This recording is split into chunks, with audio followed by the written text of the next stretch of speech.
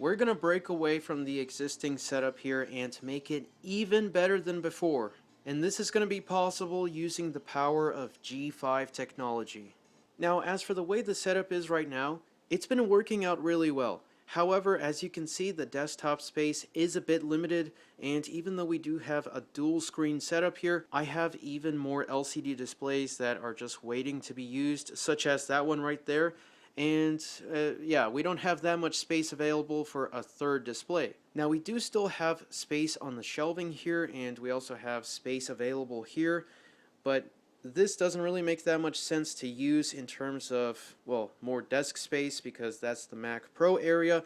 And as for this, it's not exactly ideal for another display. It makes more sense for another PC tower or something else that could fit within this area. So what we're going to do is we're actually going to move the entire setup to the right, and we're going to introduce even more desk space right here. Now, how is this going to be achieved? Like I mentioned, with the power of G5 technology. Now, you might be thinking, wait a second, that's not as tall as the desk itself. Well, don't worry, because I have a solution for that. Before we focus on the desk setup itself, though, we're going to work on the Mac Pro. Now, this thing has been fantastic to use, except for the GPU. Now, there's nothing necessarily wrong with the X1900 XT as a GPU, but the one within the Mac Pro itself, it works great until it started to not work great, and it's unreliable in terms of sometimes I can get it to display video, but it doesn't really like the dual screen setup anymore, and sometimes it just refuses to show any video at all. So what we're going to do is we're going to upgrade the ancient GPU to a slightly less ancient GPU. Now, initially I thought about getting a separate GPU for this, like something that was a higher end built to order from the time. So like whatever was supported for 10.6 and 10.7. Now, I really would like to continue using the X1900 XT. It's also nice to just have a working card that won't give you any display issues. However, before I looked into actually getting a GPU for this, I looked at some of the parts systems that I have, as well as some PCs that I'm not using at the moment. And apparently I have this.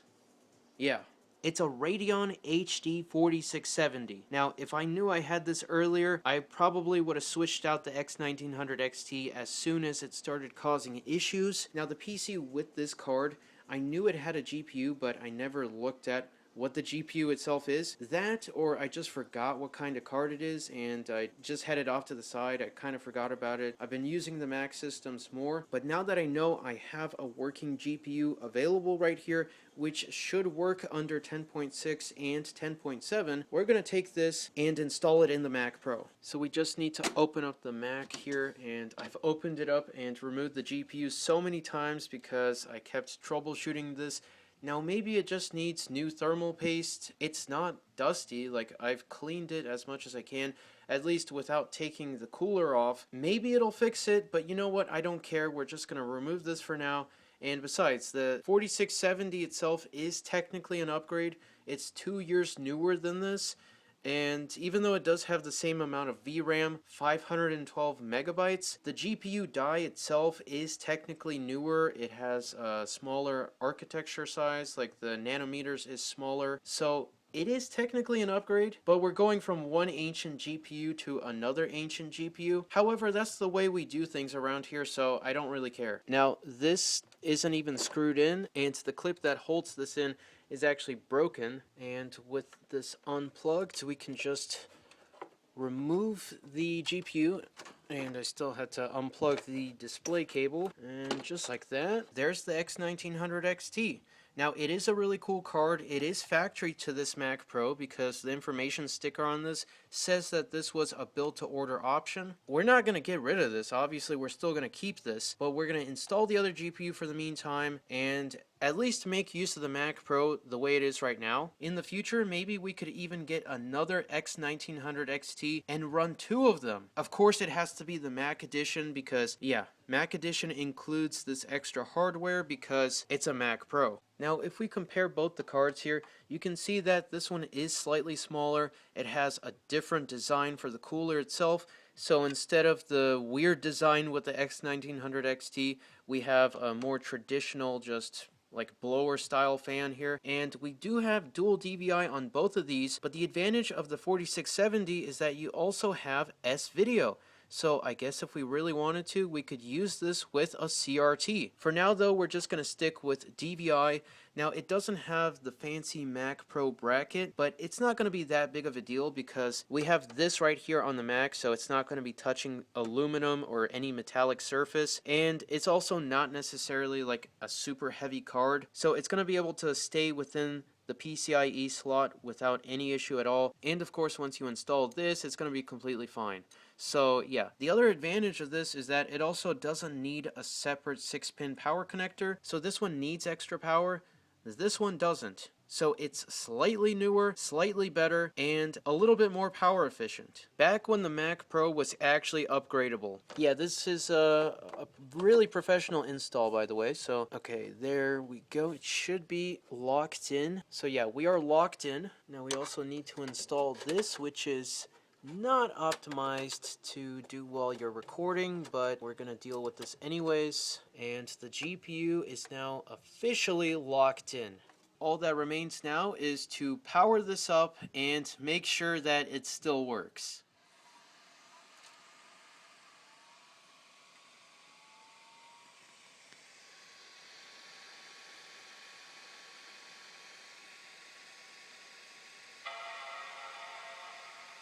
Now that's exactly what we want to see, an actual desktop. So let's go ahead and close up the Mac Pro here, because now it is confirmed to be working, and hopefully it doesn't cause us any further issues in the future. At least we now have the Mac Pro up and running again.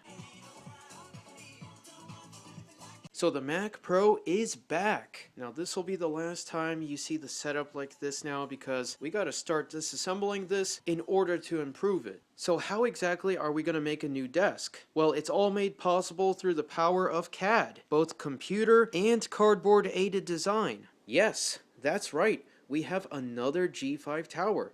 So we have the 2004 revision right there, and we have this one, the 2003 revision. Now this one has actually been featured on the channel in the past.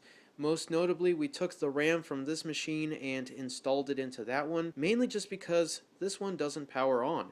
Now, cosmetically, it looks fantastic. It's basically as brand new as it can possibly be, but considering it doesn't power on due to what I believe is a faulty power supply, yeah, there's not necessarily that much you can do with a system like this in its current state. No, I'm not going to remove the actual G5 components and turn it into something else. This is and always will be a G5. I'll just need to eventually repair it someday. However, until then, we can make use of the case itself as a structural component for the desk. Now obviously the tower design of the G5 and the Mac Pro is not tall enough for the desk here, as the iPhone 4 goes out of focus. But that's where this comes in. This is CAD, cardboard aided design, and I've used CAD before in the past with other setups and other improvements. In fact, we have some right here. So this is basically what I call super cardboard, where it is still cardboard, but it's a very strong material. I've tried to make it look as nice as possible, and it just works. Now this thing right here is made out of the same material. It is indeed cardboard, but it's pretty solid. Now, it's obviously not going to be a proper replacement for even like low-end MDF or something like that, but it is still pretty easy to work with. It's lightweight and it's also strong.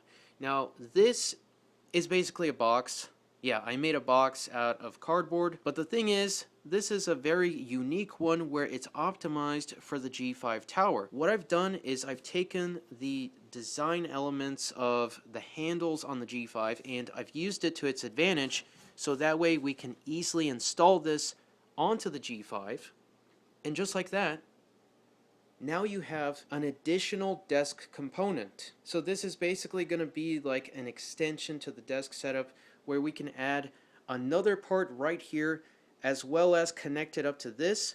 It's the same height as the Y2K desk setup, So hopefully it should work out well. Now, I'm not going to say that this is like the first version. I still consider this kind of a prototype because I know that there's a lot more I can improve with this. Now, it's made out of just like standard self-tapping screws. It's nothing too fancy. I did actually pre-drill the holes before actually screwing the components together, just so that the cardboard itself doesn't, break in half. I probably spent way too much time on this, but as you can see, it actually does fit pretty well. It doesn't obstruct any of the G5 itself, so you can still open this up if you wanted to. Like, you can easily open this up, access the G5, and because we have cleaned up the G5 here, now this was still dusty inside, but now it actually looks way nicer. This one was missing the acrylic, which is unfortunate, but not too big of a deal considering it doesn't power on.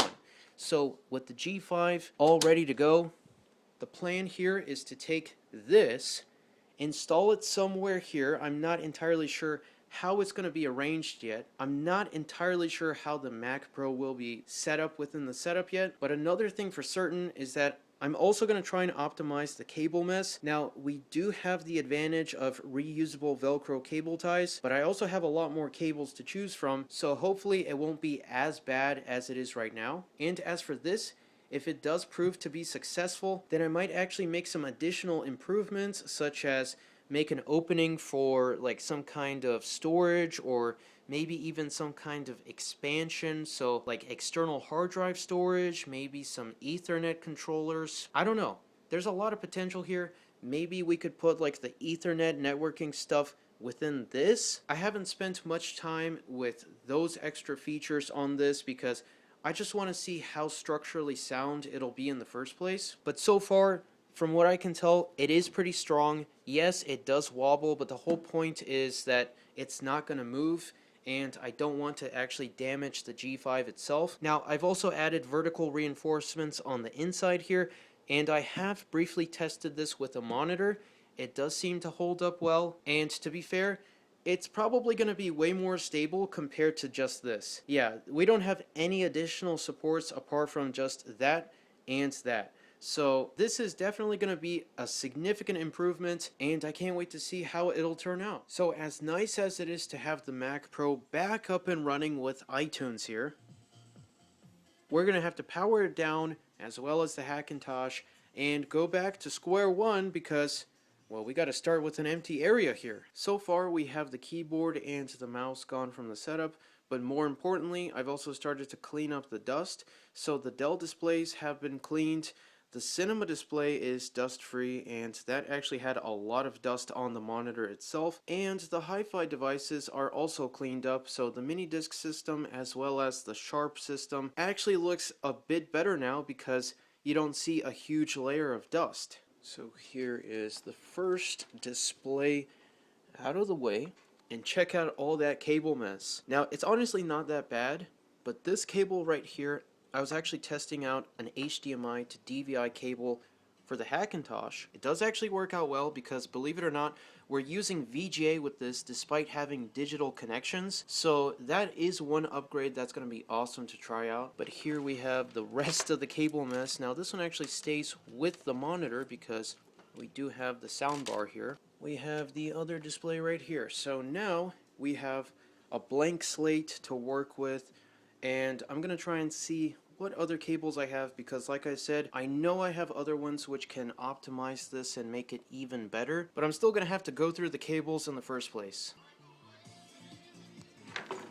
We broke away! So up until now, we basically only had this much space to work with. However, as you can see, we've essentially doubled the Mac Pro area. Now, I'm not entirely sure if this is going to be the final spot for the shelving itself. It really just depends on the G5 edition and how well the space is going to work. But even if it doesn't move at all, this is still a good amount of space to work with, and we could probably even install 4 monitors instead of 3. Okay, now this is awesome.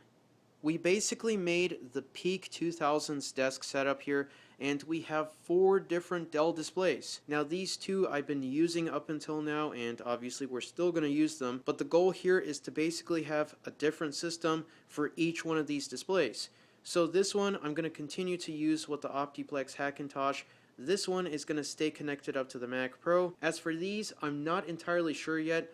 I think that they're going to be useful for systems like the Power Mac G4. Now these two Dell displays are both 4x3 Dell panels. They're basically identical. I think both of these are kind of different revisions because one of them has like a gray tint to the plastic, while the other one is more black and it matches these. Visually, they look almost the same, and because they're only VGA, it's going to make it a lot easier for cable management because I can already see it now.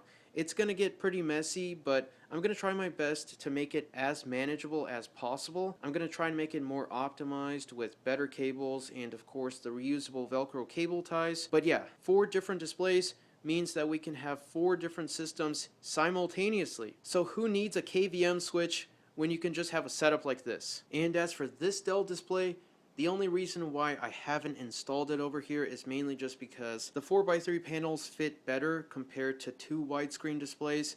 I'm sure I could make it work, but I would need to increase the space even more. So I guess this could be an upgrade for the future, maybe even have 5 different displays. But for now, we just have to see how well this is going to work out and if it's actually practical in the long run. It looks really cool and I'm hoping that it's going to be useful. But we also have to see, like I said, the cable management side of things because I'm going to have to fix it up for the Mac Pro. And if we install the Power Mac G4 from there to here, it's also going to require some changes to the outlets and other like power management side of things. Speaking of outlets, I don't even know if I'm going to have enough to power everything here. Hopefully I do, but I'm just going to have to test it out. With this ultimate setup here, we are basically in a timeless dimension because simultaneously we're in the year 2000 and 2011. Now, how awesome is that? Gotta love the bass drop with this era-appropriate music. Now, this is actually an album from 2013, but I believe that this one was released a bit earlier, at least this specific song as a single. Anyways, that doesn't really matter. The point is here is I wanted to show the setup itself in action, including with all of this nonsense here, because I have actually been using the setup itself. Instead of making it perfect, I wanted to give a more accurate representation of how it's currently being used, and also ways that we could even improve it in the future, because already I can tell that there's a lot we can improve on this and make it that much better. So like I said, this is basically a timeless dimension because we can easily go from the year 2000 all the way to 2011 with macOS Lion, but we also have everything else in between. Now this Dell laptop, which is now in focus, or at least it should be, is actually not supposed to be there. Even though floor setups here are still common despite having all of this awesome space, I've actually been using this laptop, and more accurately that Dell monitor alongside it, to try it out, see how well it works, and let's just say that it's probably going to be alongside the Mac systems and not the Windows side of things. So yeah, that's going to be a really cool topic to check out in the future. But we also have 2006 here with the Mac Pro. We have basically the late 2000s with all of these Dell displays. And of course 2010 with our Hackintosh, which is currently not really visible because we also have this awesome keyboard right here, which is also on top of the Hackintosh. Now this is the new keyboard and mouse combo for the Mac Pro. This thing is just straight up awesome. I have the Microsoft software installed on the Mac Pro, and even though keyboard space is not exactly ideal, the whole point of this is to have a wireless setup. And if we go into system preferences here, we can check out that we have the Microsoft keyboard add-on within system preferences, and we also have the one for the Microsoft mouse. The mouse is right there. So we have era-appropriate hardware with era-appropriate software. All the media controls actually work on this thing. It's just awesome. I'm really glad I restored this.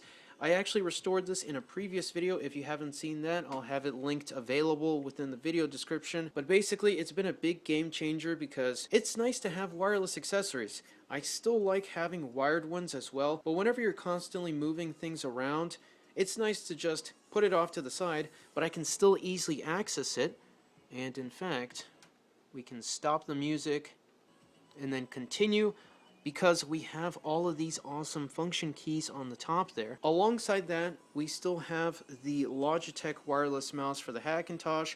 Right now I'm using this Dell keyboard for the Hackintosh. I know it's not perfect, but then again, the setup itself is always kind of like a work in progress. But I gotta say that with the improvements of CAD technology, this has actually been holding up really well. The box itself hasn't like changed at all. It's not deformed. It's not really, nothing bad has happened. And the same goes for the Power Mac G5. It's pretty much as stable as it's gonna be because it's a Power Mac G5. It's a solid piece of aluminum and steel and just electronics inside. So it's working out really well as intended. The only real downside here is kind of in this area. And it's not to say that this is actually a bad area, but it's more about kind of the way it's set up. Now, this piece of desk material isn't exactly like 100% stable.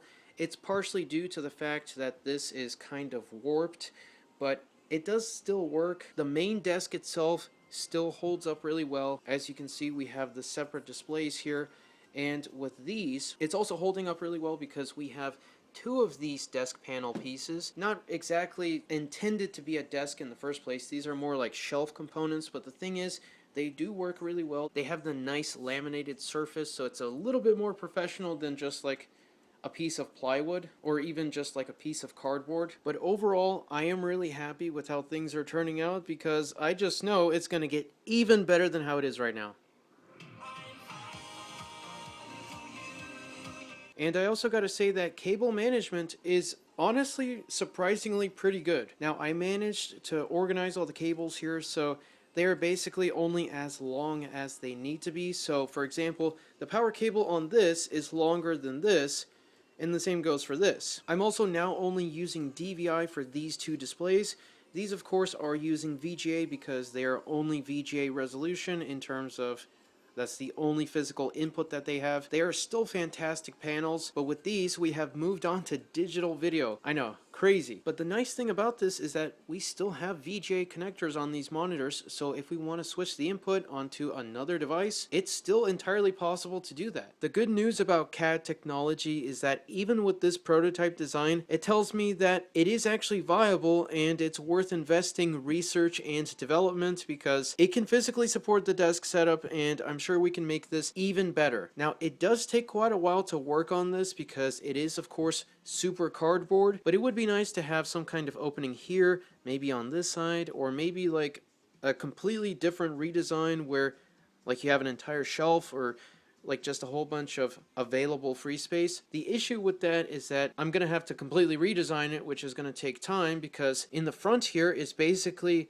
half of the support structure because it relies on the handles of the G5. Now, I'm not saying that it's impossible. It's definitely going to be something that I can try to improve in the future, but because we also have other projects in the meantime, I think for now I'll just leave it as is. However, the further I use it and the more I spend time at the setup here, the more I can see, oh, maybe we can change this, maybe we can improve something else. Now, the reason why I'm talking about further upgrades, even though we just upgraded the setup here, is because I have even more CAD material. And not only that, we also have even more desk material. Now, this is actually basically identical, except for the fact that it's ever so slightly longer. Not that it makes that much of a difference, but it does mean that if we do increase the area here, so we move like the Y2K setup further to the left, we could use this instead of the warped panel here, and to use the warped one as like a shelf or maybe something else like that, depending on how this is arranged and all the other desktops here. There is a lot more potential here in terms of making use of the wasted space here.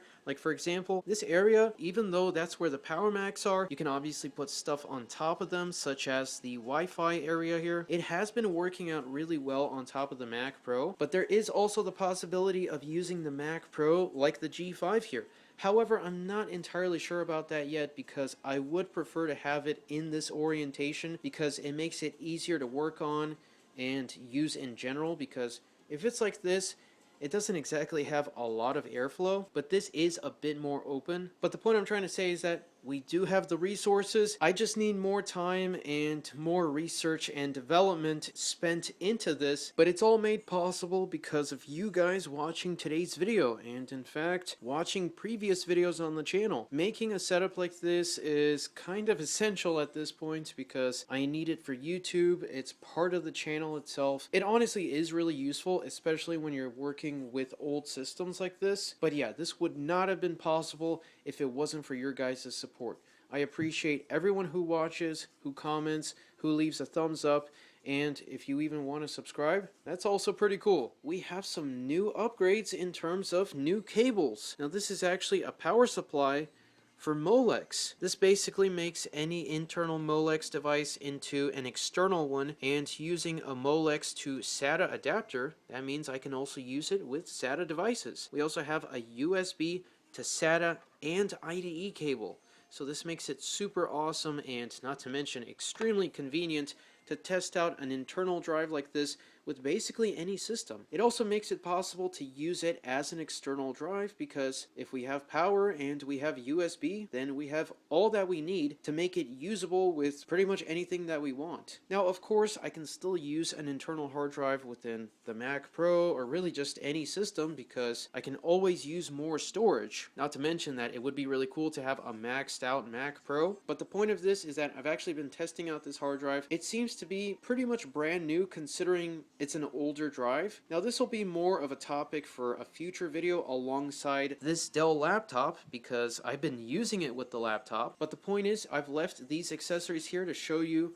like I said, a more accurate real-world representation of the setup itself. And yeah, it does take up a bit of space. It's not exactly optimized, but the point is to have free available space for projects like this. Oh yeah, and as for the power outlets, as you can see, we had enough. Everything here is able to actually be used at the setup here.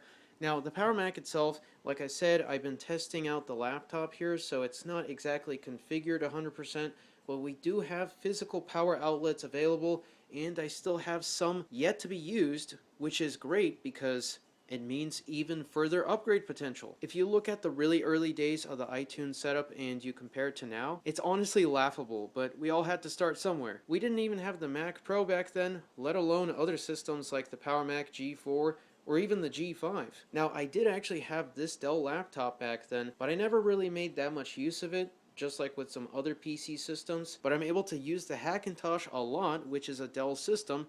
So hopefully this will follow a similar path where we can actually make use of it instead of just leaving it in a corner to collect dust. But yeah, I'm really happy with how everything is turning out. I can already see even further upgrade potential like we mentioned. There's further improvements with CAD, with the G5 structural tower here, and it also helps to have additional accessories such as the hard drive cables and really just actually having good cables to make use with the setup here, such as with DVI. Like I said, we're making use of a DVI connection with the Hackintosh and the Mac Pro, which is something that I haven't really done before because I didn't really have that many free available DVI cables, but the difference is that now I do. So alongside VGA, we can easily use DVI and overall just have a really awesome setup. Now, if you want to see how this setup itself will continue to evolve in the future, then consider subscribing. And if you enjoyed today's video, then consider leaving it a thumbs up. But that's it for now. As always, thank you very much for watching, and I'll see you in the next one.